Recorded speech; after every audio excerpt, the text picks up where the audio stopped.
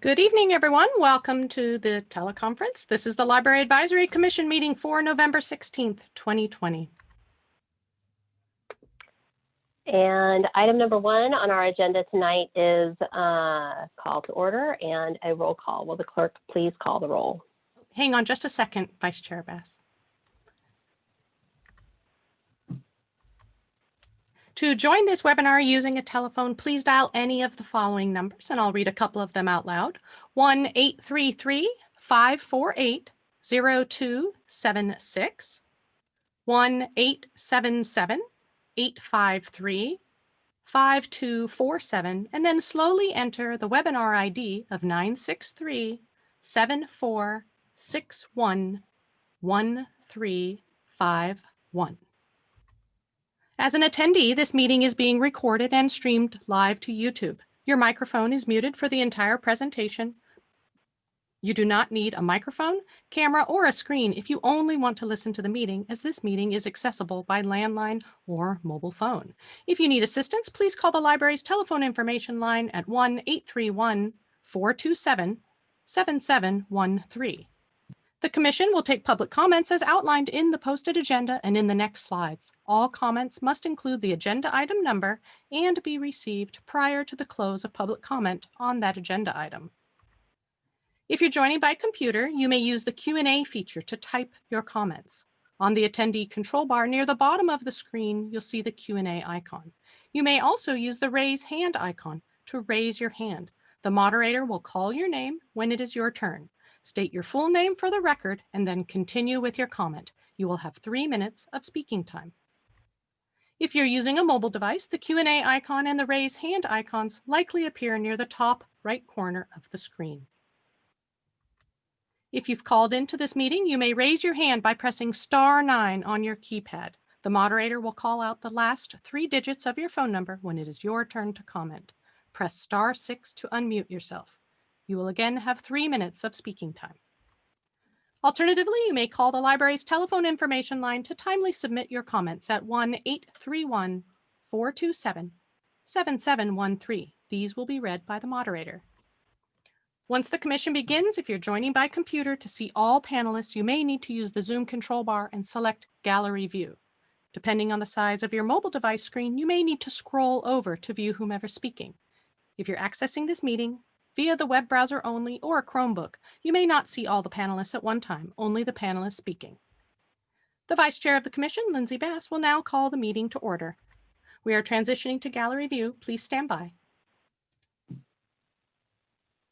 Vice Chair Bass, over to you. Thank you, Moderator Jones. This will be my first meeting chairing and filling some big shoes. So I call the meeting to order tonight with a bit of a heavy heart. Will the clerk please call the roll? Bruce Cotter. Present. Rena Dubin. Present. Jim Landreth. Present. Mary Ripma. Present. Trisha Wynn. Absent, I believe, at the moment. And Vice Chair Lindsay Bass. Present. Okay, moving along to item number 2 on our agenda tonight is adoption of our agenda. Is there a motion at this time? I move we adopt the agenda as written. Do I have a second? Jim, I think you're muted. Okay, I'm going to take Mary. Second. So I have Bruce making the motion, Mary seconding. Can we take a roll call vote in favor? Bruce Cotter. Aye. Rena Dubin. Aye. Jim Landreth. Aye. Mary Ripma. Aye. And Vice Chair Lindsay Bass. Aye. Great. With the agenda adopted, item number 3 is oral communications. Moderator Jones, do we need to restate instructions for the public on oral communications? Yes, please. Any member of the audience may address the board on any matter, either on or off the agenda that is within the board's jurisdiction. Note, however, that the board is not able to undertake extended discussion or act on any non-agendized items. Such items can be referred to staff for appropriate action, which may include placement on a future agenda. If you intend to address a subject that is on the agenda, please hold your comments regarding that item until it is before the board so that we may properly address all comments on that subject at that time. In general, 3 minutes will be permitted per speaker during oral communications. A maximum of 30 minutes is set aside for oral communications at this time. Moderator Jones, do we have any public comments for oral communications? Vice Chair Bass, we do. We have one. Our first one is from Jean Brocklebank, received Sunday, November 15th, 2020. The LAC chair should state at the beginning of each meeting that public comments will be requested during oral communications on items not on the agenda and at each agenda item thereafter, including on any action item prior to a vote by the LAC. Next point. The LAC webpage on the SCPL website should also stipulate those public comment opportunities during LAC meetings. Next point. The LAC webpage could list various ways in which the LAC welcomes comments from the public, including written correspondence to the LAC between scheduled LAC meetings. Next point. The record of meetings is important to keep the community appraised of the activity of the LAC. Therefore, consistency on the record of the LAC meetings on the LAC webpage is needed. For instance, there is no audio, Zoom video, or minutes for the July 20 meeting, even though there is a Zoom video for the May 18 meeting, nor are there minutes archived for the May 18 meeting. And then she references santacruzpl.org/library_boards/LAC/archives/2020. Next point. The LAC should be clear to the public on how the public might be able to or not suggest an item to be considered for placement on the agenda. Perhaps there can be a specific agenda item for each meeting called correspondence to LAC members. If none, then none can also be noted. She also mentioned, meanwhile, this gives me an opportunity to say how very limiting the chat feature is for comments by the public to be heard by commissioners and offer a suggestion for virtual meetings as long as we are stuck with them for the foreseeable future. As a computer user familiar with Zoom meetings, I know that phone-in comments are preferable for virtual meetings. The phone-in system provides for any caller to be muted automatically after they call and then press *9. Then staff or chair or vice chair can call on them and unmute them by directing them to push *6. Then all can hear the comment directly from the caller. To have commissioners trying to read the chat comments while paying attention to the meeting creates difficulties, and either the comments or the meeting discussion can get short shrift. I suppose that if the chair asks for public comments at a specific time and instructs all commissioners to read the comments as they arrive, then all would be on the same page. But that sure seems unwieldy compared to having all in the meeting, commissioners, staff, and even members of the public in attendance, hearing the same thing at the same time. And that ends this email. I also want to let you all know that Jean Brocklebank does have her hand up, so I'm going to go ahead and allow her to speak. So hang on just a moment, Jean. Go ahead. Jean, your mic is open.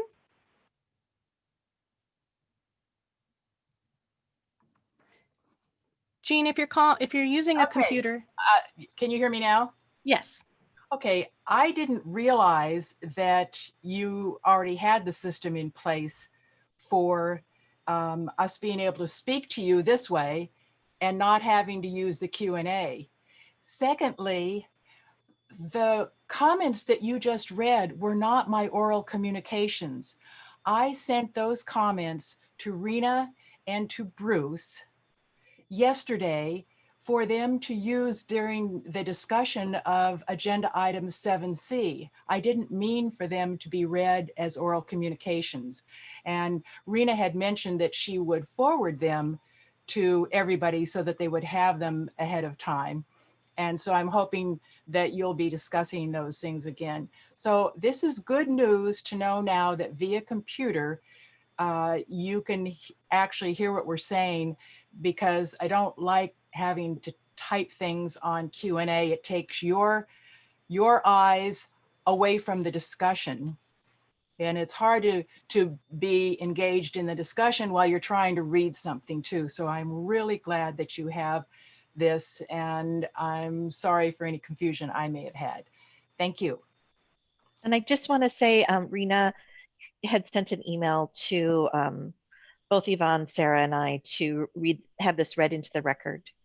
And it was my decision to read it as part of the oral communications, because it referenced a lot of things about the way the board works.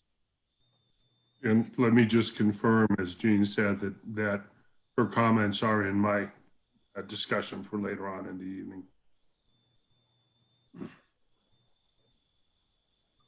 Vice Chair Bass, I don't have any other comments from the public at this time. Okay, and it sounds like we will have an opportunity to discuss in greater detail when we move on to general business, item number C. I just wanted to welcome Tricia for joining it. Welcome. If I could just apologize profusely, I was waiting to get on the Zoom and then I realized the meeting was at the Felton Library. So I drove to the Felton Library. I'm sorry, it was my mistake. I feel awful. I'm sorry I'm late. Are you in Felton? I am sitting in the parking lot at the Felton Library using That the is library dedication. Wi-Fi. Thank you. It's a lovely parking lot. Most of you have not experienced this, but because we tend to move libraries every meeting, this inevitably happens to everyone, where they are at either the library before or after the meeting. And so I've done it myself. So. Well, I was in Zoom meetings all day and then I got ready to get on and I thought, holy cow, I get to leave the house. I read it wrong. I'm very sorry. Thank you. That may have been wishful thinking. Yes, it was. Amen to that. We're glad to have you. Yes, welcome, Tricia. Thank you. So we'll close oral communications as there are no more public comments, and move on to item 4 on the agenda, which is the report by the library director. Those 2 items will be led by Susan. And I think I'm going to start with talking about Bob White, because it just feels really hard not to. I consider Bob a good friend and a mentor. He's taught me a lot about library world, and graciously hosted and participated in this group, as well as in the design of the Capitola Library and in the Capitola Library Friends. I think even those of you who only met him for a short time understand what a gracious and gentlemanly man he was. And I just have to acknowledge how much he is going to be missed by the public library community and the UCSC library community. I do want you to know that the Friends of the Capitola Library branch are going to name a room after him and have done some fundraising. I left you a portion of his obituary. I did have the opportunity to talk to his wife, Vonda, several times during his illness. I want to say it went very quickly with very little suffering. May we all be so blessed. But I think as a result, it left a big, huge hole, because a lot of people who loved him didn't get the opportunity to say goodbye. I don't know, I also wanted to give you the opportunity to say a few words about Bob, if you felt the need. Well, I'm a fairly new member and I really appreciated so much his mentoring in the first several months, and I'm going to miss him too, and very much appreciate his work with the libraries. He reached out to me right after I was appointed, and we had several phone conversations. He wanted to be sure I understood kind of what I was getting myself in, how it all worked, what our purpose was. He was very generous with his time. Wonderful man.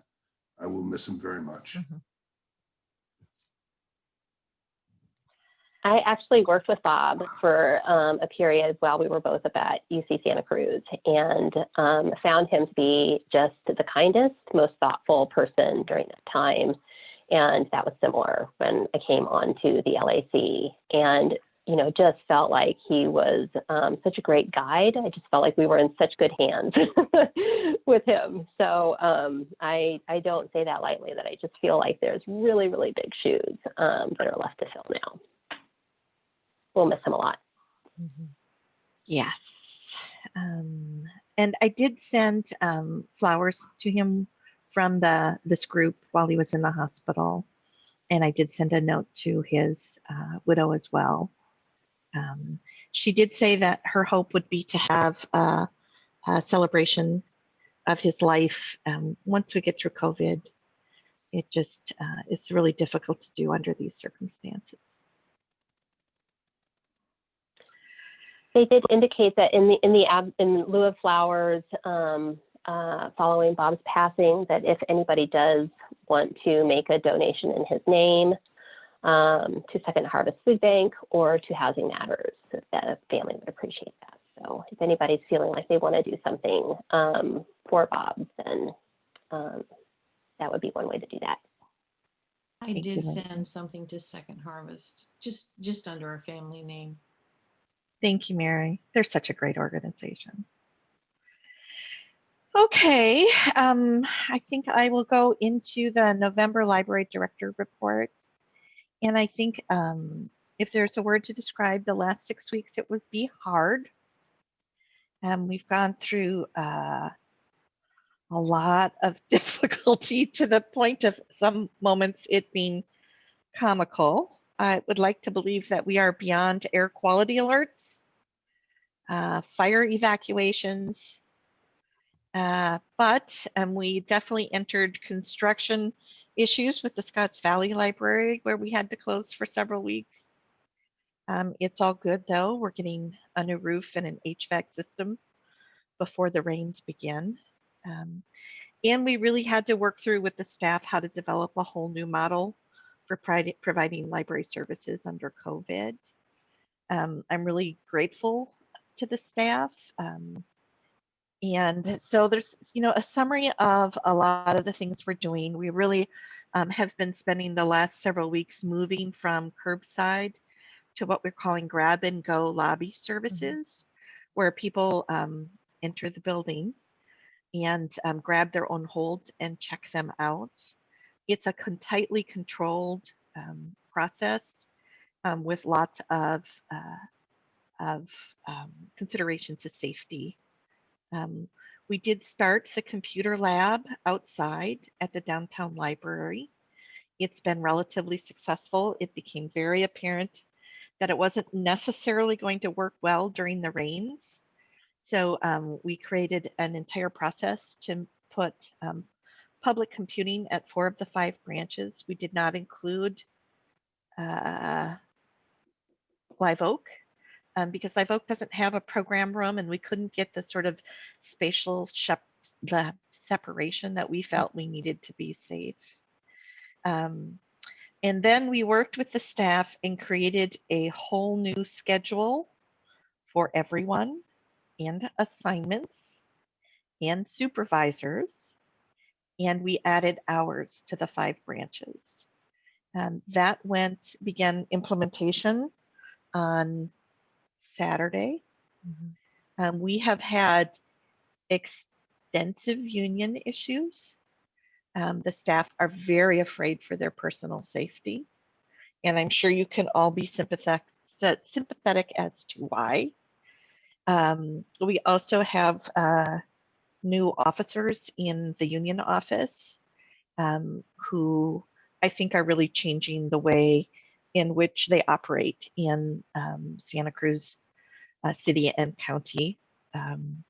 So we have been spending a lot of time bargaining and negotiating and meeting and conferring. We felt like we had come to place this morning, actually around 9 a.m., where everybody was comfortable with where we were at. And then, of course, at noon, they announced we were moving from red to purple, having only gone to red last Tuesday. I do want to say we'll talk a little bit more about the service model, but what we tried to do is create a service model that would allow us to operate in all of the tiers, and so that people wouldn't have to experience quite as much change. And so we do believe that we can operate this new service model in the purple tier, consistent with the state regulations. But I would say that I suspect that will cause some more stress, and that we will spend a lot more time in the next several weeks talking about safety with the union staff. May I ask a question? Please, Well, when Tricia. I read through my material on Friday and then read through it again this evening, and was really struck by how different it was between Friday and Monday, especially with us, rolling back into the purple tier, and was really, moved by the union statement. So I just kind of wonder, I mean, I'd like to applaud your efforts for opening up and giving every library hours, and, working closely with staff to address their safety concerns, which I take seriously also. But, just wondered now, with the purple tier being imposed, does this give labor more of a, an upset? And do you feel us sliding, back a little bit, or, are we kind of where we will be for a while? And I know that it changes hourly. So one of the things that the city of Santa Cruz and the county, in all honesty, request is that we make science-based decisions. And the really difficult component to that for me as a manager, and I know Eric spends a great deal of time on this, is I think the science is out on some incredibly difficult questions. So, or it contradicts itself. So we're doing our best to make science-based decisions. But the science does change, and we're trying to keep up to date with that. I think I can't imagine over the next 6 months that this isn't going to be a constant conversation where we're constantly evaluating the science that comes before us. Okay. And so, for example, the state library keeps doing studies on quarantine materials, and about every 2 weeks we get a new study to look at. And I care deeply that our employees and our patrons are safe, so we will do our best. I have to say, sort of the ugly other side of this is the city will pay people to work. And if we make the decision to not work, there are financial consequences to that as well. And I do want to say, if I could, Susan, I feel the meeting went well this morning in terms of us having a good conversation around, we are, not only are we meeting the protocols that the city has put forth, but we have listened to labor on this. And so we kind of went over that again, and how we are kind of going above and beyond what those protocols are. And just to give you a couple examples, we decided this was partly a suggestion from staff, and then also we were mulling this over anyways, around having portable air filters in the branches that don't have the most modern ventilation systems. So we're adding to that as well. The other piece of it is that it's true that this model that we created is to provide stability, depending, even if we slip in, as we just did, to the most restrictive tier, it's still a conservative model. So the current tier, which has libraries in retail, permits retail to have up to 25% capacity. And so we are still remaining under that in this current model. And we have a number of other guidelines, and we've evolved them along with the pilot that we ran in Felton. And so we're always modifying it and having that conversation with our staff and with labor. And so it's on the forefront of our mind that the science is new on this. And so we are oftentimes, if not always, erring on the side of caution and making our model more conservative than what the guidelines inside those tiers actually permit. So what's interesting to me about the purple tier is the implication is that there isn't a more strict tier than the purple tier, but there may be. Do you know what I'm saying? Because we are not fully closed down in the way that we were closed down in the spring. And as I look at what some of the things that are going on with other states, they are creating rules and regulations that are more strict than our purple tier. And so I also think that there is a possibility, particularly in the next 6 weeks, that we might see more severe restrictions in the tier system outline.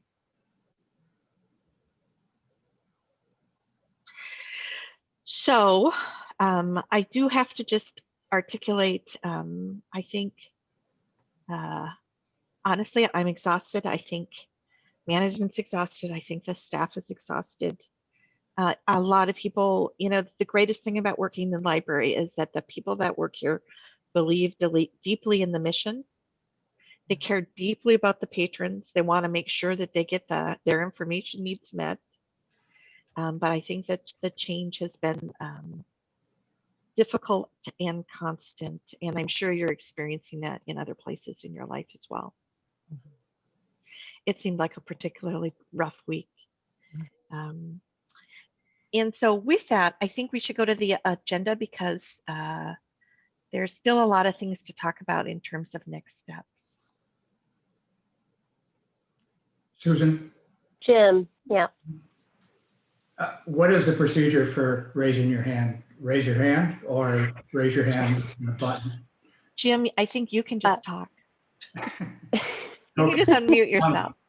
At some point tonight, could you elaborate on what the city of Scotts Valley has decided as to how to allocate the cost of the roof between library and non-library? And speaking of science, I'm wondering if, and it's constantly changing as you and Eric mentioned, I'm wondering if the new HVA system has any sort of accommodation, forward-looking accommodation like a plasma generator or anything like that, that, you know, a lot of airports and hospitals are putting into their HVAC. And I'm wondering if that's something that the other new libraries are going to be looking at doing, or if you guys have ruled that out. I'm not micromanaging, I'm just interested. Jim, you have more information than I do in some ways, so maybe we can even have a side conversation. But let me answer that right now because I also did a facilities update, and there's been a lot of things going on with facilities. The roof is being completed at Scotts Valley. The HVAC units are being put on the roof.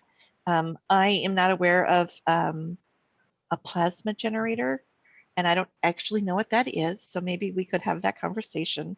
What I've been told by my facilities person in September, they went through all the open buildings HVAC systems to see who could retrofit their systems for HEPA filters.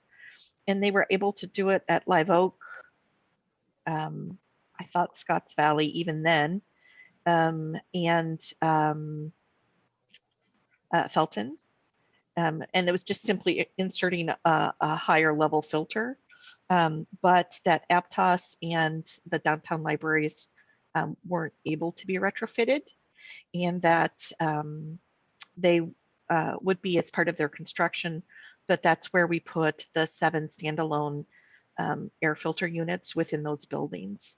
I think I would know if they had added a plasma generator. Yeah. And so maybe we could talk about if that's something I should be looking at.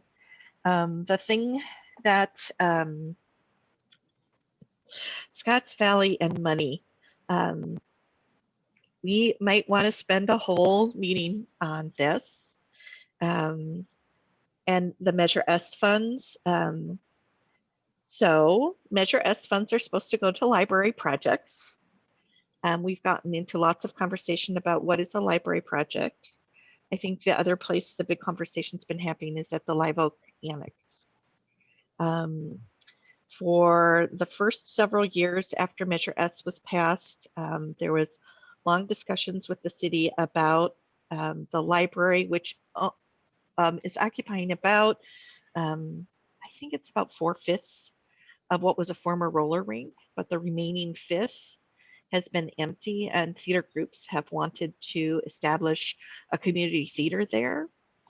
And there's been a lot of discussions with the cities what they can spend Measure S funds on that 1/5 and what they can't. I have to say I've been in some ways frustrated because we've literally had a leaking roof with plastic barrels every winter. Catching water from the roof into a brand new library is not good for computers or books. We finally came to agreement and I signed off on it, and I can get you that agreement.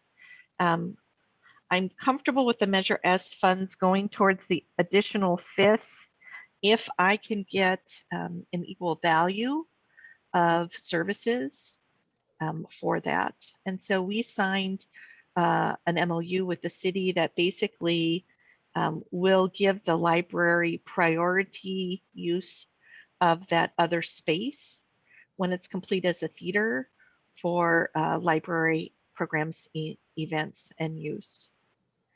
And I felt like that was a good compromise to get the roof project moving forward. And most library systems actually have a larger venue than is available at the Santa Cruz Public Library System. This would allow us to do a major author talk or event of that size. And so that's where we are with the MOU, but a portion of the Measure S funds is completing that roof. I don't think it's completing the HVAC for that That was component my of the other building. question. Yeah. Is it really, 40-10? I had the impression it was 60-40. I apologize. It's probably been a year since we did this discussion. And so I know it's about, no, you're right. It's maybe even a third because it's about 9,000 square feet. And that library is under 15. So you're Okay. right. It's more like a third plus. Well, I think that's a good triumph that you've got. You have to do something because the roof has to go on. Yeah. That you extracted a commitment. And I'm sympathetic to the city not wanting to do 2/3 of the roof. I don't think that would have helped. No, Yeah. it's just that the other side, were it not to be decided by the city that it would be a theater space, could well be an income generating space to the city. And we could, again, share in the venue. I think that would be a nice outcome for the library. I also have to say, the city of Scotts Valley has been really good to the library. And every time they've looked at alternative uses, they've really consulted with us saying, is this an adjacency that would be good for the library? And I do think an event space would be an awesome thing to have attached. Should it come to fruition. Should it come to fruition. Difficult to do anything. Are these there days. Are there any other clarifying questions on item number 4? I just want to say, go Aptos. We made progress. Yeah. Lots of really, really exciting work. You guys are doing so much in the midst of all of this change. And I think today is a great example of that. Moving now into the purple tier. So the roller coaster continues and you guys continue to persevere while keeping patron and staff safety kind of front and center. So thanks for that. We'll close out. Oh, one question, comment from Rena. Rena, we can't hear you. Can you try again? Can you hear me? I'm not muted. Barely. Oh, Barely. You're very quiet. that's unusual. I'm wondering about Capitola and when it is scheduled to open and what it means to be open for that building. So the power line has been moved. If you've driven by, it's going up. They're doing the exterior shell and the interior work. We expect to have both La Selva Beach and the Capitola branch get their occupancy permits by probably the end of January, which is then the library just needs to move in and open.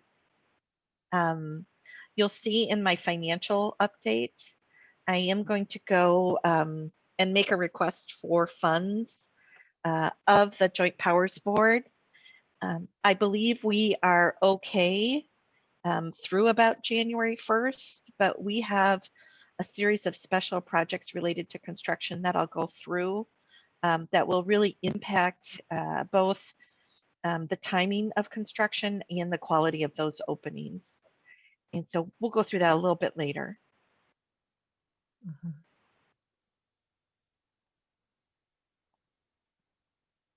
Any other questions on item 4? We do have a We've public got- comment, Vice Chair Bass. Okay. Moderator Jones, would you open up the line for public comment? Yes. Judy, your line is open. Go ahead.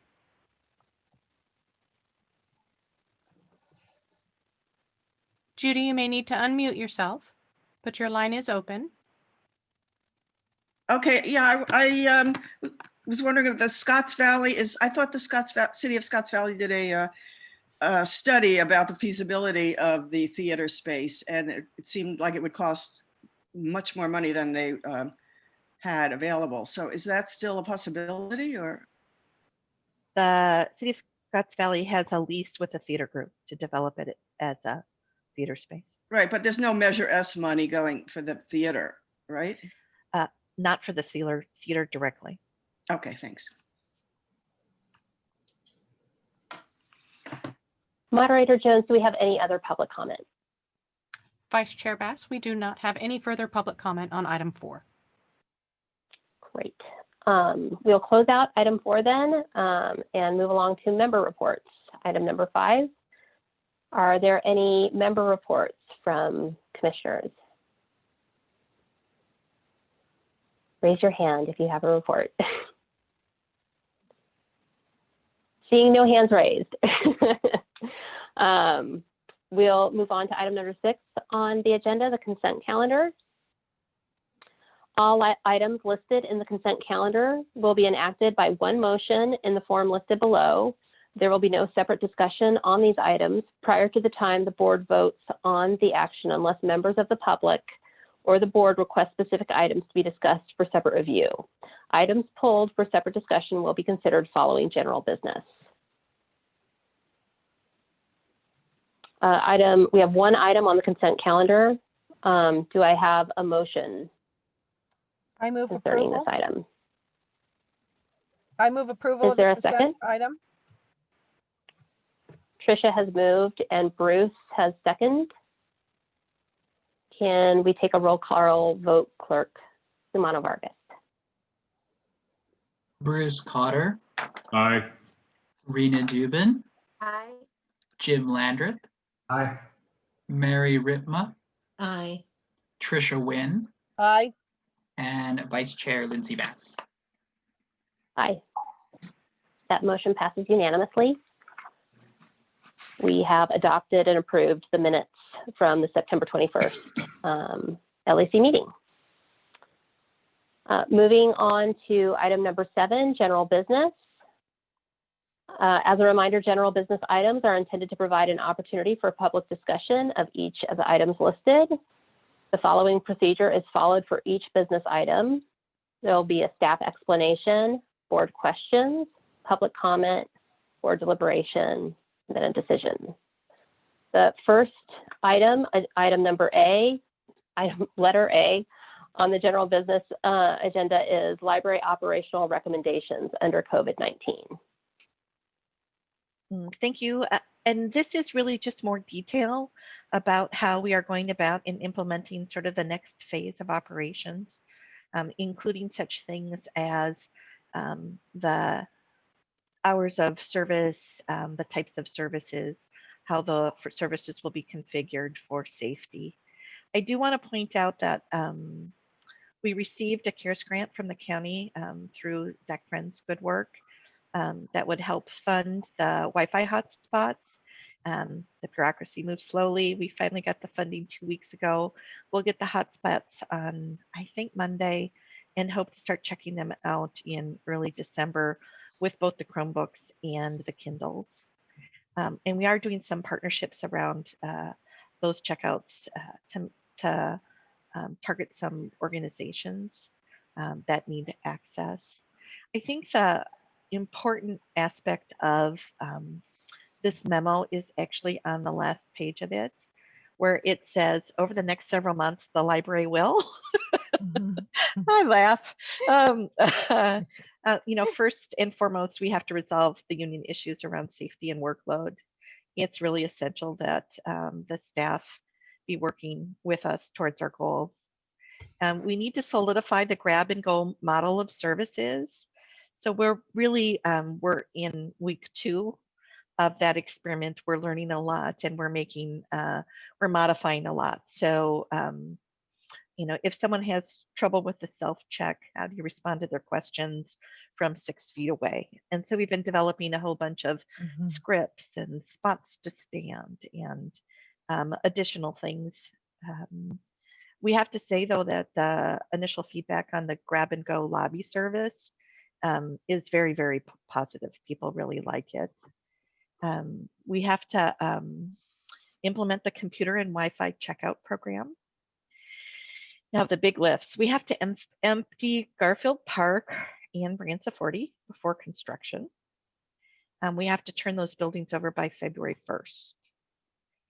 We have to open La Selva Beach, so we'll get handed an empty building, and we have to put all the furniture and equipment in it and train the staff.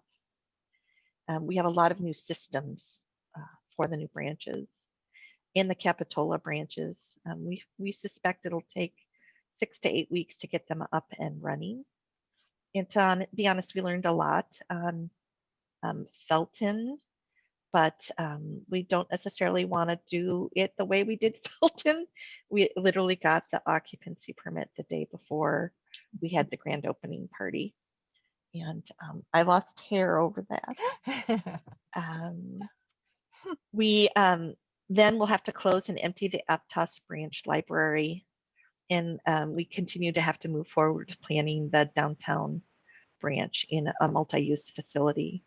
So over the next 6 months, we actually have a major lift that goes above and beyond our daily work.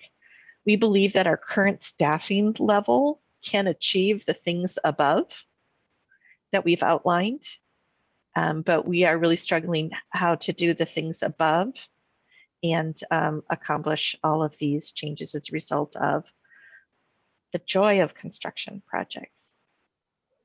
Tricia. Thank you. So certainly in Felton and La Selva and Capitola, you had friends groups that helped with the sale and things like that. And of course, there's a vibrant friends group at the Aptos Library that plan to help. But how are you actually going to do it in Garfield Park and Branciforte? I mean, who is physically going to do that work? So I'm creating a proposal that you'll see next in the financial plan that allows us to hire some library assistant twos. Okay. It's our not our basic position, but one step up on a temporary basis. We have a lot of people that were in our temporary pool that I think might be willing to come and help us. And we would hire them through the life of a project, but they probably, if we time this correctly, potentially could help us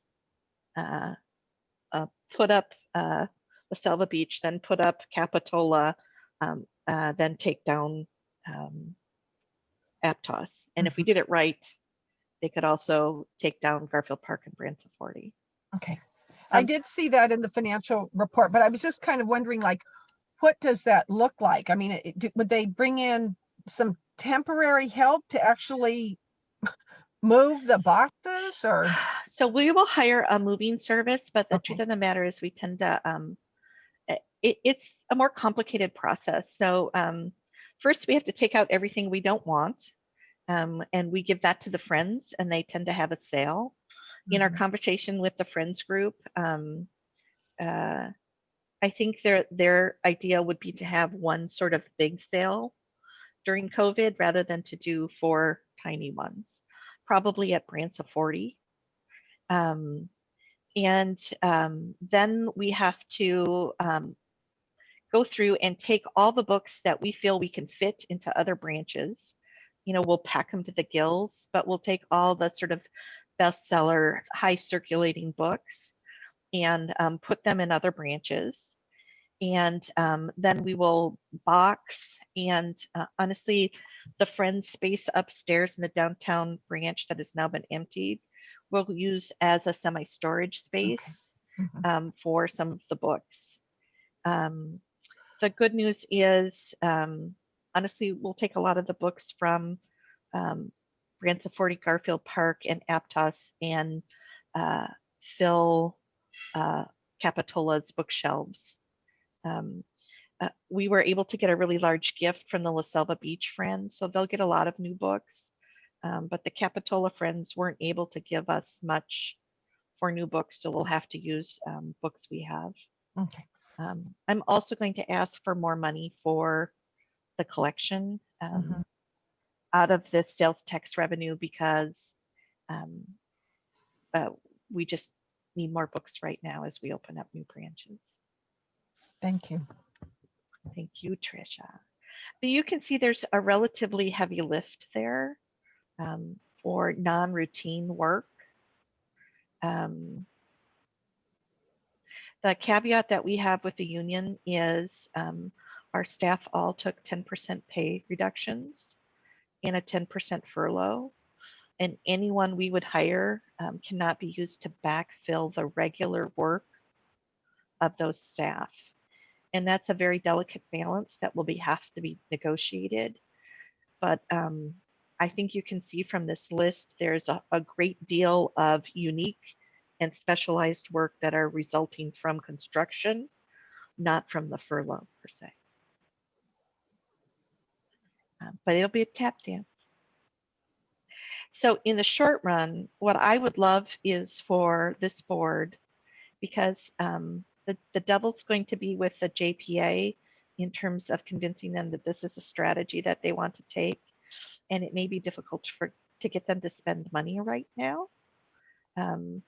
The recommendation that I would ask of you is that you really endorse the library operation recommendations under COVID-19 service model and the next steps that we've identified. And the truth of the matter is, if we don't get those resources, we may have to delay some openings, and we may have to close earlier some other branches.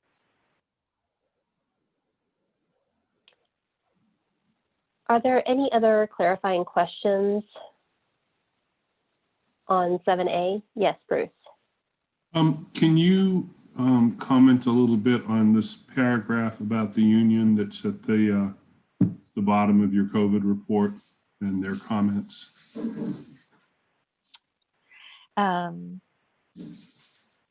So again, I think we've been having, I wanted to get you a sense of the tone. Yeah, that's why I'm asking for the clarification. I think it's really important that you understand the tone that that they are really struggling and that these aren't simple and easy meetings. I disagree. I think I can give them many, many examples of where we have budged on their concerns. For example, you know, we started this planning in September at our last meeting was kind of the kickoff of it. And my hope very much had been that we would be instituting this model in October. And here we are really instituting it on what was November 14th. And that was the date that union members had picked, not the date that I felt management had wanted.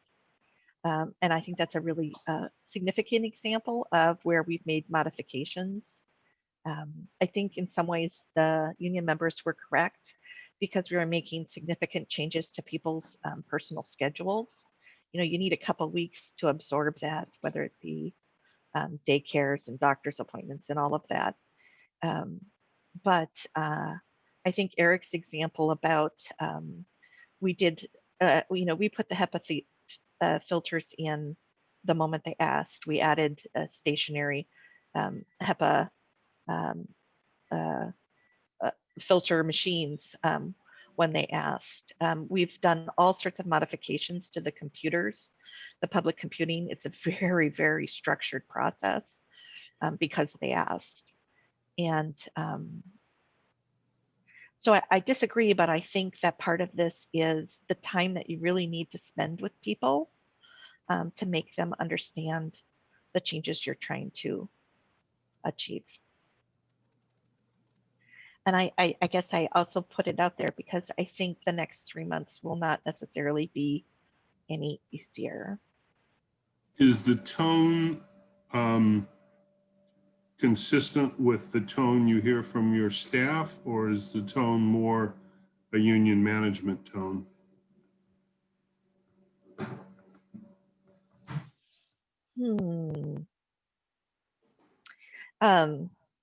You commented earlier that there was a change in the union management.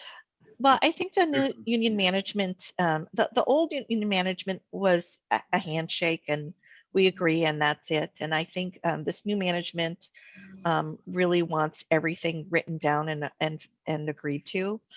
I think under these stressful conditions, probably this new approach is not a bad idea.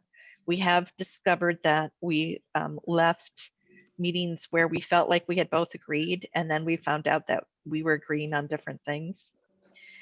It's really hard for me to judge the union, Bruce, because I think there are things that people will say to their union representation that they won't say to their supervisor. Sure.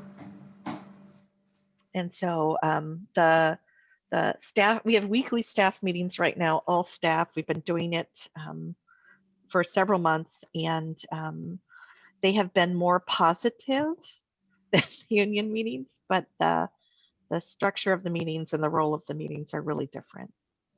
Yeah, I guess I asked that because I had occasion to spend a little time with the staff in Felton, and they seemed fairly positive to me. I took your advice. And I think it's like any change you roll out, just prior to that change being implemented, there's going to be anxiety, and then particularly during a pandemic, there's going to be even heightened anxiety. And I was there at Felton the first day it rolled out, and there were some hiccups. We had some problems with the self-checkout machines. And as you may remember, Scotts Valley's roof took longer than we expected. So we took all of the materials from Scotts Valley and we had them at Felton, which caused some other confusion for patrons who are coming from Scotts Valley. So there were a number of challenges going on that first day. And like any pilot program, we recognized some things that we needed to fix right away for it to be successful at the other branches when we rolled it out there as well.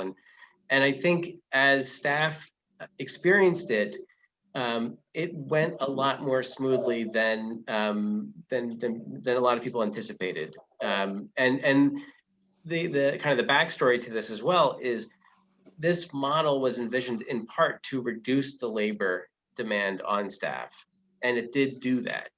And so I think people appreciated, staff appreciated that. And so there were patrons who really praised it, and there were some patrons who, there is trepidation too around going into a building when they had everything, brought to them. And I can understand that. And so we do offer an option to mail items to patrons who are immunocompromised, who have other issues where they can't go into the building. But it does work very efficiently. And I think staff really positively, as you said, responded to that. Thanks for going. So we do have a public comment on this. Are there any other commission questions around 7A? Moderator Jones, would you read or open up the line for comment on 7A? Yes, of course. Jean, I'm going to open up your line. I know you typed in a comment, but I'm going to open up your line, and then if you'd like me to read your comment, I will. So go ahead. Hi, this is Michael of the Jean and Michael team. I just wanted to underscore Eric's comments about the new system. I've had a chance to use that at the Live Oak Library, and it's really very easy to use. It's a lot more like it used to be. And I appreciate the fact that it takes less staff time to accommodate everyone that way. And I hope it will continue to get smoother. I do have a comment about this particular agenda item. When Susan was referencing a document that you all have before you, we can't see that document because it's not in the packet, the agenda packet. So it's a little confusing when we're trying to follow along in the meeting and you're referencing something that we can't see. You might consider that any materials that go to the commission also be included in the staff packet. Thanks very much. And I'm just reading from the packet, the item on page 9, 10, and 11. There was some reference to a chart that we don't have. The chart is on page 12. Oh, we're looking. Sometimes we're blind. That's the organization chart. Organization chart, but that doesn't seem to have any reference to Susan's comments. I'm confused. I'm sorry. I've been reading from this document. It's I think it's the bullet points you're referring to. Oh. And okay. It's at the bottom of the sort of next steps are the 7 items listed at the bottom of page 11.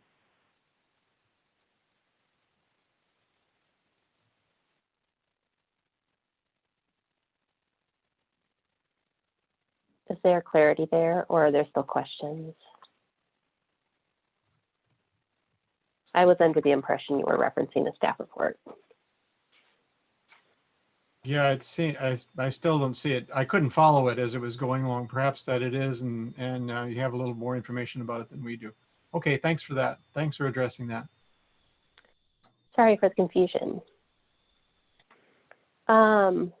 Okay, we can now deliberate on item 7A. In our agenda packet, there is a staff recommendation.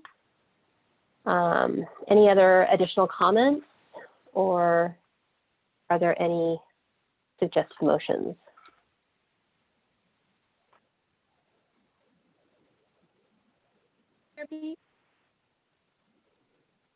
Irina, yes, we can hear you. You're still soft.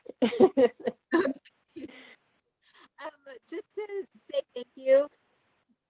Thank you for everything that you're doing and the staff. I hope you know how much we appreciate all of the work. Thank you. I will share it with them. I know Mary keeps prompting me. We were going to do a treat, And I have my committee of staff people who are planning a treat, and they keep asking me not to send it out this week because we don't want everyone to think it's because of this or because of that.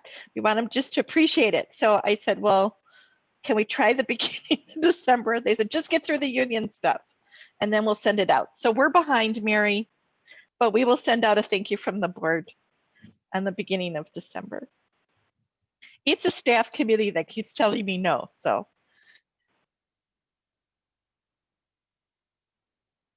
Yes, Trisha. I'll take Trisha and then Jim. Well, I was just going to move approval of the staff recommendation. I'll second. Second. Okay. So I have a motion by Trisha, a second by Jim. Can the clerk call a roll call vote? Yeah. Bruce Cotter, Aye. Rena Dubin, Aye. Jim Landreth, Aye. Mary Ripma, Aye. Trisha Wynn, Aye. and Vice Chair Lindsay Bass. Aye. That motion passes unanimously. Thank you, everyone. Our second item on or under general business is item B. This is the fiscal year 2021 budget update. I will hand it over to Director Nimitz. Our governance is complicated. Our finance is complicated. So there's the JPA, which runs the operation of the library. There is the LFFA, which manages the sales of the Measure S bonds. There is also an entity called the LFA. It's the Library Financing Authority. The LFA allocates the proceeds of both sales tax funds and property tax funds for everyone but the city of Santa Cruz. It allocates funds for the library in Watsonville, even though the Watsonville Library is not a part of the Santa Cruz Public Libraries. So it's intersecting circles without them being the same. So the LFA does most of our financial forecasting, and then we tend to forecast the remainder of it using the same model for the city of Santa Cruz. But I submitted to you a library sales tax revenue update from the LFA. And the difficulty of that is the $1.2 million of excess funds will not all be given to or assigned to the Santa Cruz Public Libraries. A portion of that will go to Watsonville. And I'm not exactly sure what that proportion is today. One of the things that has changed in our environment is there was a legal decision, and I should know the name, but it was basically the Amazon decision at the state of California. Because so many people were buying on large national retail sites, local governments were not getting the sales tax that they had done previously. And a court case occurred that distributes a portion of what the state is now collecting in sales tax to local jurisdictions. And that's just come about in the last year. So we haven't been totally aware of where those sales tax proceeds are going. On top of that, we had the pandemic and then this economic recession. And so we do see that our local sales tax proceeds are going down significantly as we had projected. But this statewide sales tax that's being distributed locally is making up more of the difference than we had originally assumed. which is good news. So right now, the LFA, and they just published it in the first week of November, is estimating that we will have at the end of this fiscal year 1.259 million more, about 14% higher than our June estimate. And again, I don't know what share the libraries is, but in looking at our needs, and I am putting this together rather quickly for this board packet, because we really began to have a discussion about it last week, and we really need to ascertain exactly which positions and how much for collections we would like. We would really like to go and ask the JPA to allow us to have about $400,000 of this amount, so that we can accomplish many of those things that we have described in the previous packet. Primarily, it's taking those branches up and down due to construction. What it really would allow us to do is do that in a more timely manner than I think we'll be able to do on our base level budget. And so I am asking that you endorse this recommendation to the Joint Powers Board to release $400,000 of the sales tax to achieve those goals. I am suggesting that we do this as part-time, sorry, not part-time,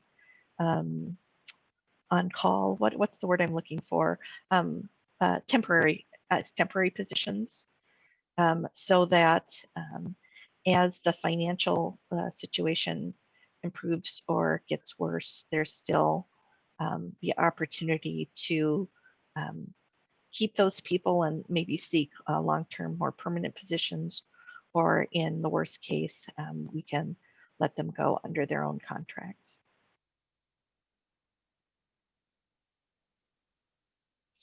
And remember, there were 67 people in our pool of people that we let go in June. I don't know the number of them that was LA2s. We also have some people on our LA2 hiring list that we could put into temporary positions as well. So we have a whole group of people that are relatively well trained.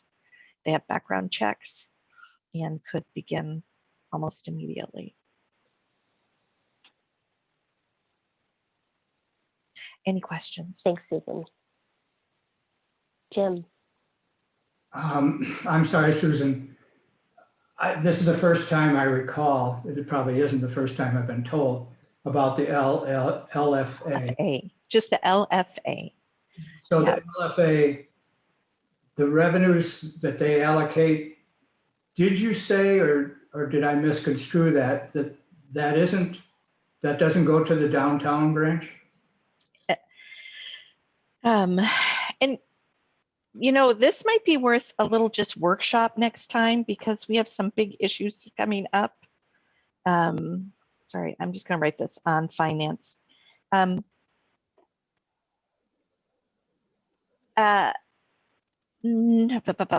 So their formulas and agreements that the LFA makes are separate from a separate agreement that the LFA makes with the city of Santa Cruz. And in the end, that agreement equals the sum total of what the library gets. And so it's not as articulated as this dollar goes towards Aptos or not downtown, but it's a completely different and separate agreement. And to be honest, they made this agreement 4 years ago. I'm not happy with the agreement that they made. And this is why maybe we should have a workshop. And their agreement is about to end. And it might be worthy to have a discussion about those formulas and who benefits and who does not. My most frustrating component has been that the LFA funds generate far more money than that had been going to the library's operations. And so at times when we were pretty broke, they had pools of funds that have been, that's frustrating to me as a director. I think the good news is in the last 2 years, they've taken a lot of those balances and they've put them towards construction projects where we had deficits in the construction project. But again, the LFA is only filling the deficits of the non-City of Santa Cruz projects, which is one of the reasons the downtown project is so short of funds, because it doesn't have another pool the way the LFA has been able to provide additional funds at La Selva Beach and at Aptos. Just to follow up on that, I think maybe this would be a whole separate topic because it interests me. I'd kind of like to see what their authority is to do that, to A, create separate pools, and B, to allocate it as they see fit. But I don't think we've got time for that. But what I really want to ask is the projection that's in here from Nicole Coburn. Correct. Is that to the library itself, or is that to the LFA where they're now projecting about $1.3 million more than they were projecting? It goes to the LFA and they would have to allocate it to the library. So part of it is Watsonville. Part of it's Watsonville. And at this point, we don't have a sense if we get half of it, or we get a third of it, or we get 2/3 of it. I think we get more like 2/3 of it. There's some population basis to the formula. Okay. And I just have to ask this. Are Measure S funds available for takedown and put up of library? Or is it just hard cost for construction? In Minnesota, I was able to do those kinds of moving costs through the bond issuance itself. I actually have looked at the bonding language and believe we could do that. But because our projects are all short, it's actually cheaper for me to hire it and do it than to hire a professional moving company to do the whole thing. So we're just trying to save money. And then, it's really hard for me, honestly, to spend a capital dollar. It's like spending a mortgage. You don't want to buy a car on your mortgage. You don't want short-term home improvements on your mortgage. So I try to the extent possible to put the actual bonded funds on the bond. And we've been short funds. Yeah, it's just nice to know maybe there's a backstop. And honestly, if not everyone's as interested in the detail of this, it would be really nice to have a member of the board that really understood sort of the financial piece. And if this is something you can think about, but like it's good to have a lawyer on a board and it's good to have an accountant on a board. Jim, if you're really interested, I would always find it useful to have someone who is interested in the details enough to help me question and think about it. Oddly enough, I am. Okay, well, it's a date. Okay. I would just comment that if you're looking at maybe 2/3 of $1.3 million, that your 400,000 is maybe half of that amount, and it doesn't seem it seems prudent to spend that amount because you have to anyway. Right. You have to take down and you have to put up Right. And if there is money, I mean, we're not today looking at a revised total budget, but this one component of it, if the rest of the budget was based on the prior projection for sales tax revenues, and now this is good news, it doesn't seem wrong to me to spend half of the good news on doing something you have to do anyway. And to do it with part-time labor, especially if it's some of the people we had to lay off who maybe haven't found other positions, that all seems logical to me. Thank you. Bruce. Yeah, I would be interested in engaging in that conversation as well, Susan. Thank you, Bruce. Maybe we could have a subcommittee on finance. Does that seem okay? I like the workshop idea. Okay, everybody wants to hear about it. Okay. Well, maybe the three of us could plan the workshop. There you go. Are there any other questions on the item? Because we do have a public comment on item B. Okay, seeing none, I'm going to ask Moderator Jones to open up the line for our public comment. Judy, your line is open. You can unmute or I can read your question. You will have to unmute yourself, Judy. Oh, okay. Yeah, I'll just read it. My comment reads, I see this is way more complicated.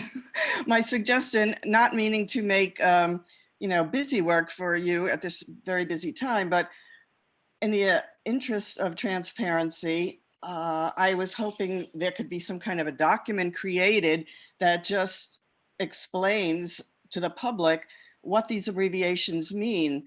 Because in background, we have LJPB, which I assume is the same as the JPA. And then we have the next sentence, the LJPB requested timely updates to the board. So what board was that referring to? And then under discussion, we have the LFA, which I understand is different from the LFFA. And boy, I look forward to any light that you can shine on this to the general public, because it sounds extremely cumbersome. Thank you.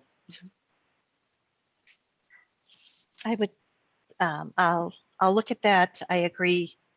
It's incredibly complicated governance structure. And then Vice Chair Bass, we also have Jean. Your line is open. Okay, thanks. I'm mostly commenting on what Judy just said. I'm not sure we need a document.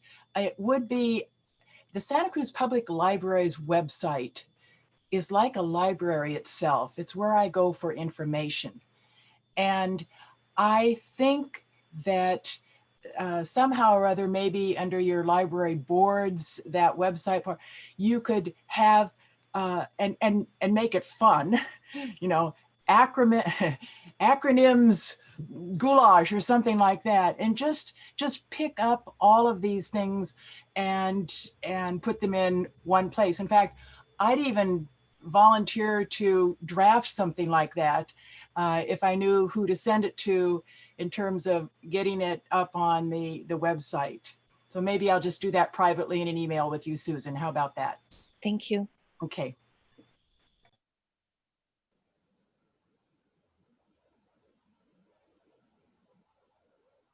Great. Moderator Jones, are there any other public comments on item 7B? Vice Chair Bass, I don't believe there are any additional public comments at this time. Okay, we can open this up for deliberation by the group and any suggested motions that the group would like to put forward.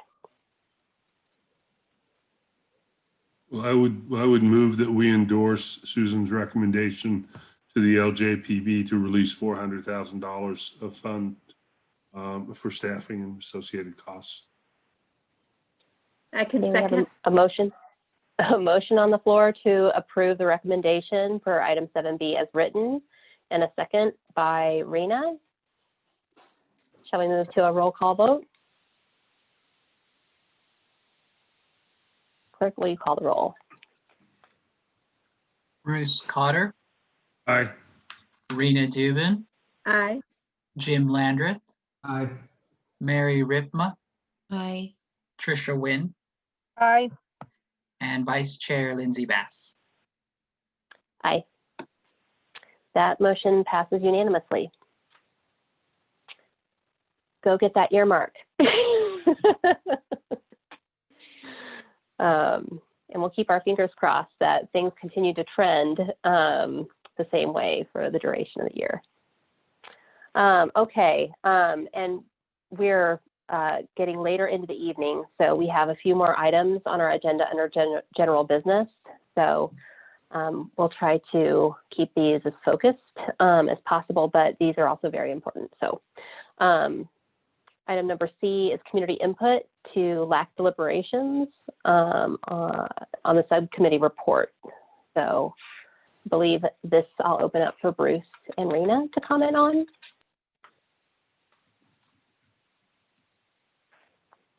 Yeah, thank you, Madam Vice Chair. At our last meeting, we had a conversation about some issues that had come up in this area, and the chair asked us to kind of review these areas, open it up for some conversation, and come back with some suggestion. I note that these are really just conversation items for tonight. We're not asking for any kind of motion or any kind of action. I would like to thank Rena for her help on putting this together, her hard work and good ideas. I'd also like to thank Jean Grockelbank and Judy Gunstra, who both sent suggestions into us, some of which you've already heard. So what I broadly did was break these down into three areas: the agenda and minutes, the website, and general and meeting related issues. And I'll just go through these, open it up for any questions. I will then provide the document that I'm reading from to Yvonne, and then he can provide it to all the members of the commission, and perhaps we can have an action-oriented item on the agenda for our next meeting. So under agenda and minutes, the first thing was having a more transparent agenda process. Rena and I both realized we had no idea how to put something on the agenda as we were going through this process. So, just a discussion, a more clear discussion on how things get on the agenda, both from commission members and from the general public.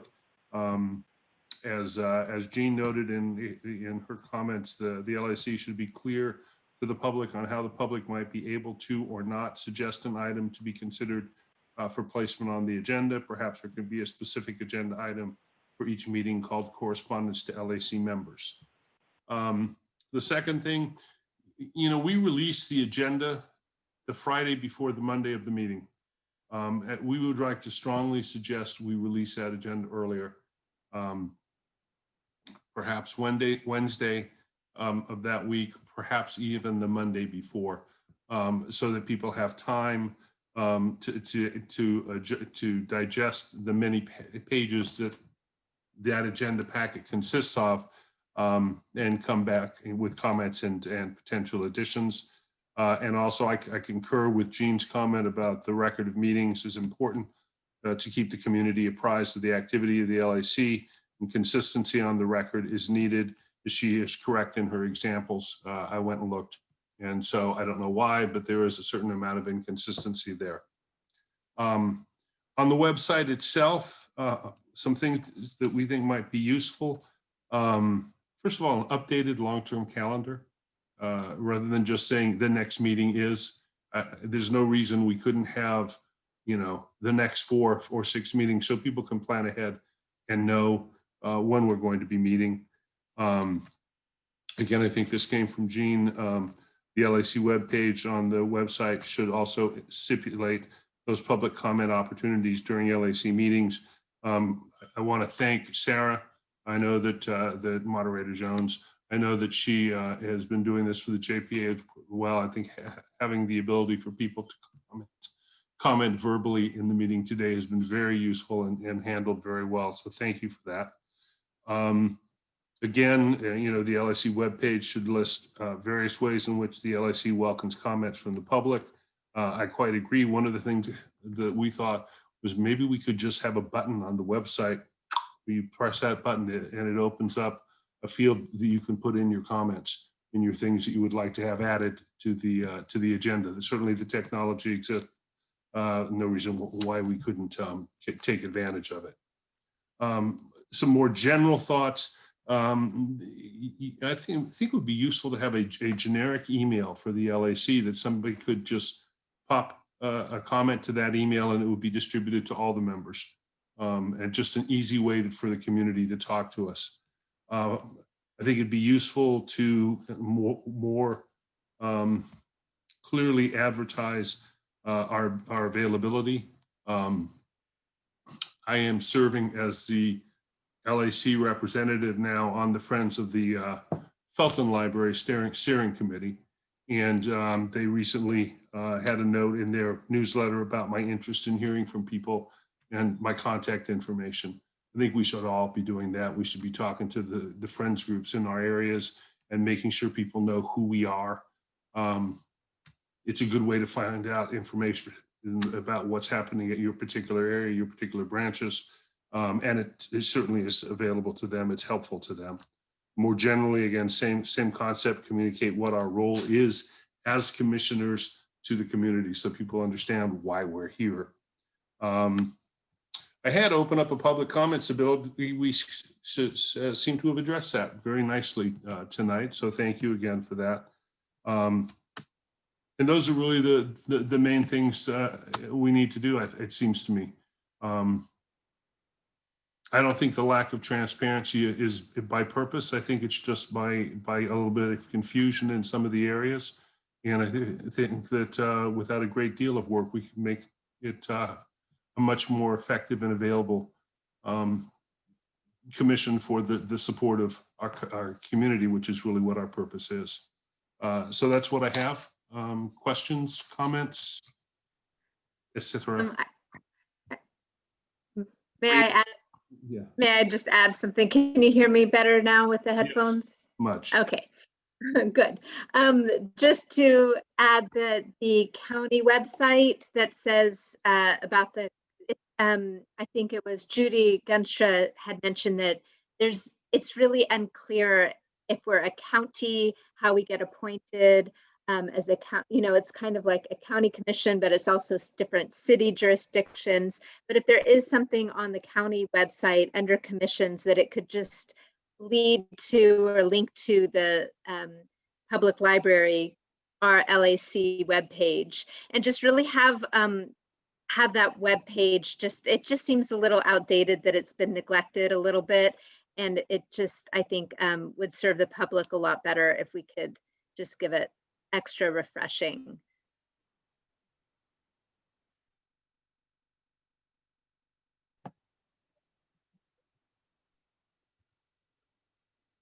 Oops, somebody muted me. Oh dear.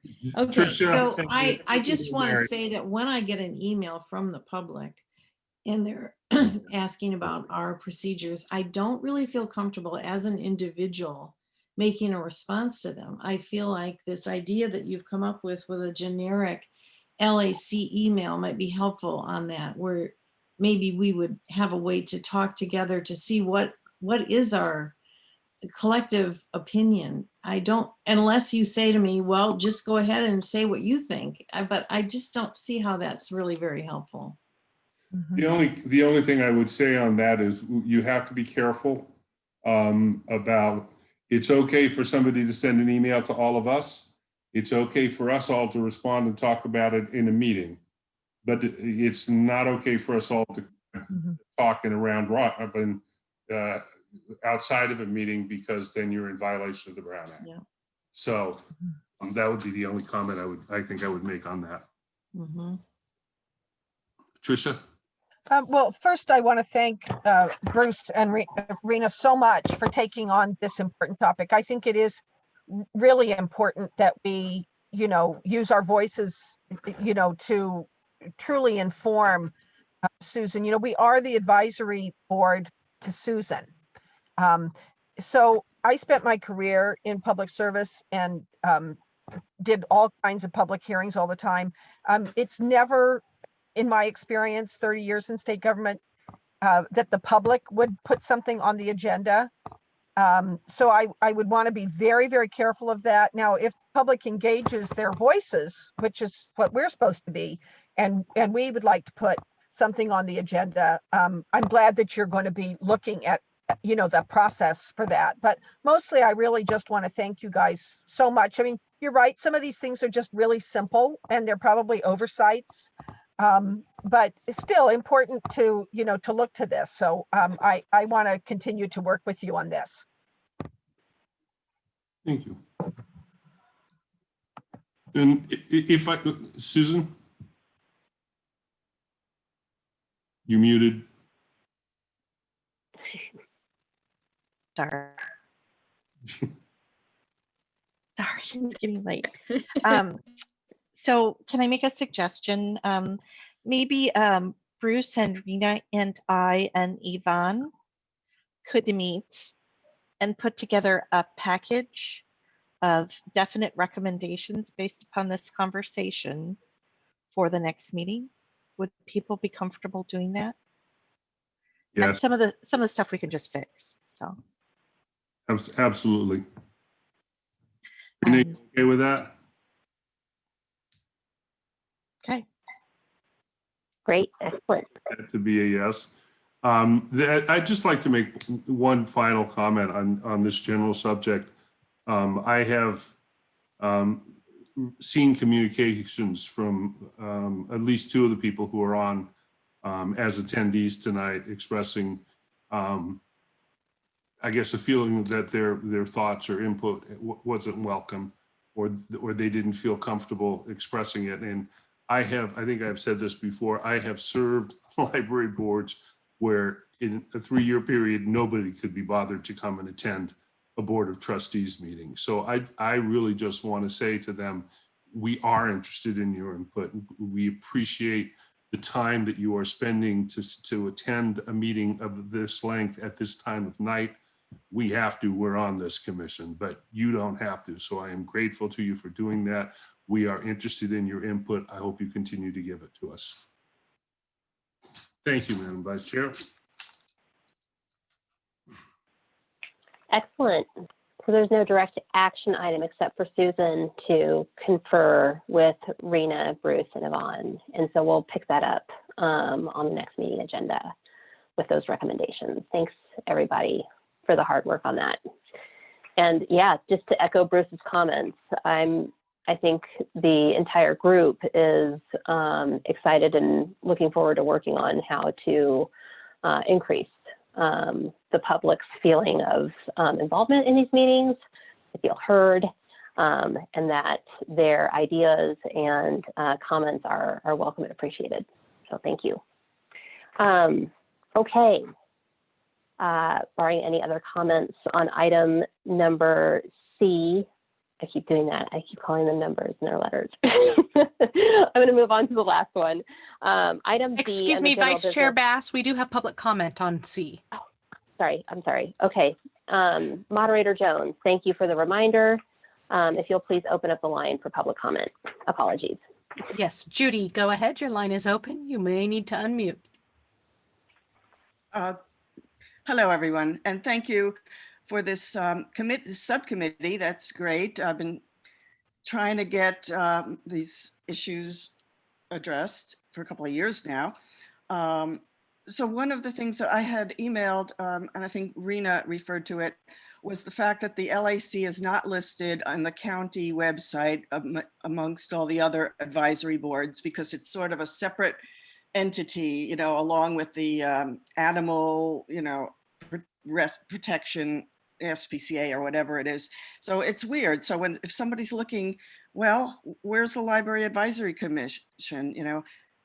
they go down alphabetically and it's not there. So how, and then you can find out, again, if you scroll down under vacancies and past the at-large vacancies, then you see that there are district vacancies, and only if there's happens to be an opening will you see that there is in fact a vacancy and under whose district that vacancy is. So, I was just thinking as a librarian, and then back in the old days of cataloging, we would have cross references.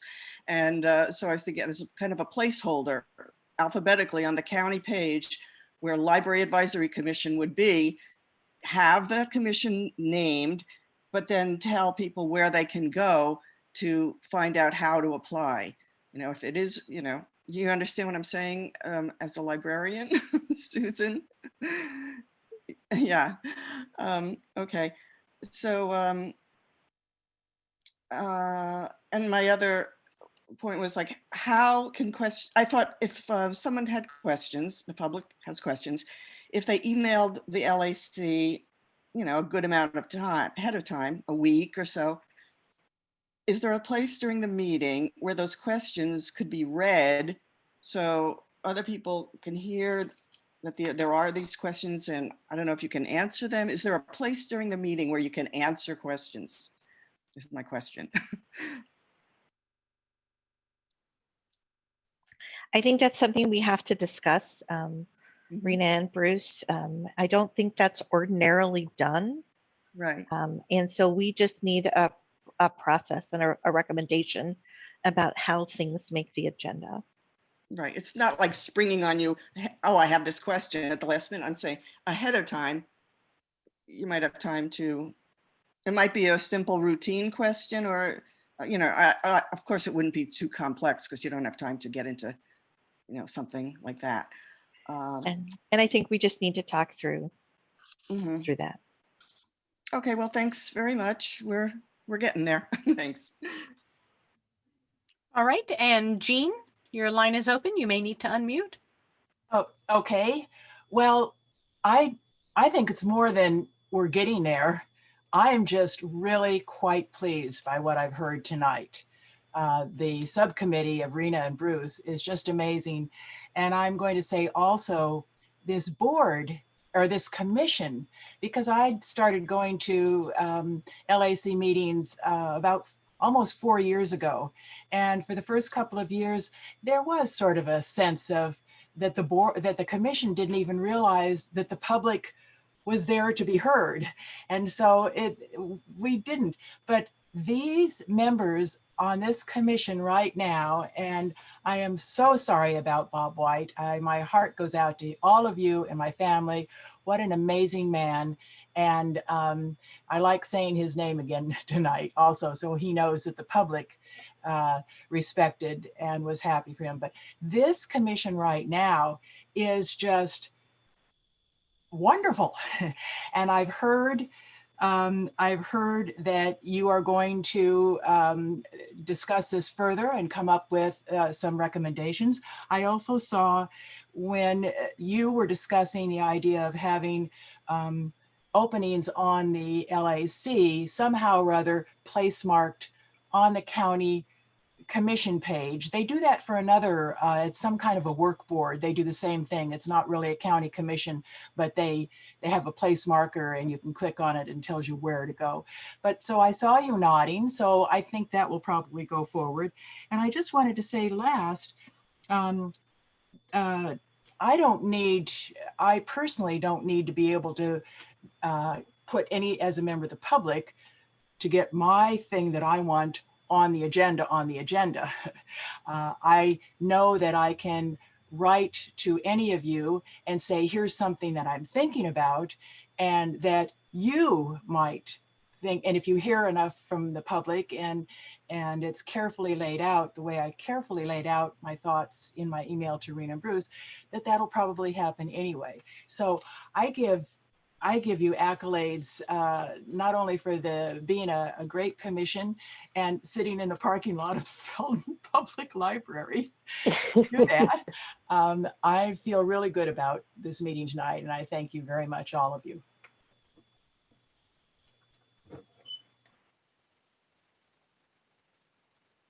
Thank you, Judy. Thank you, Jean, for your comments.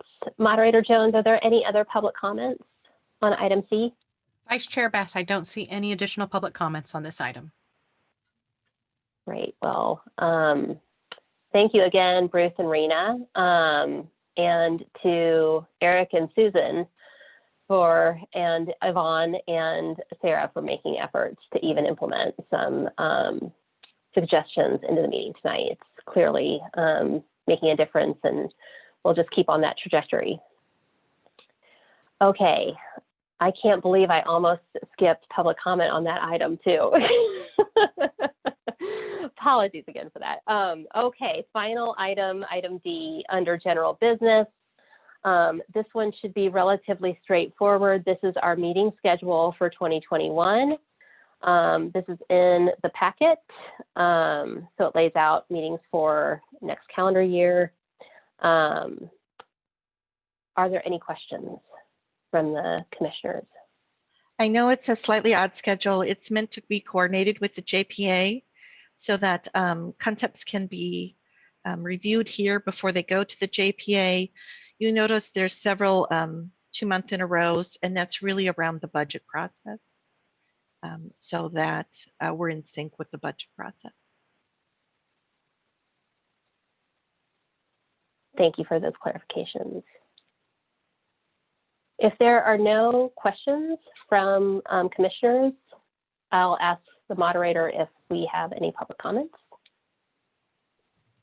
Vice Chair Bass, there are no public comments on this item. Okay, with no public comments, I will open this up for deliberation and any motions that might be out to the group. Can I just make a motion? May I make a motion to adopt the calendar as written? Second. Okay, we have a motion by Rena to adopt the calendar as written and a second by Tricia. Clerk Sumana Vargas, will you please call a roll call vote? Bruce Cotter, Aye.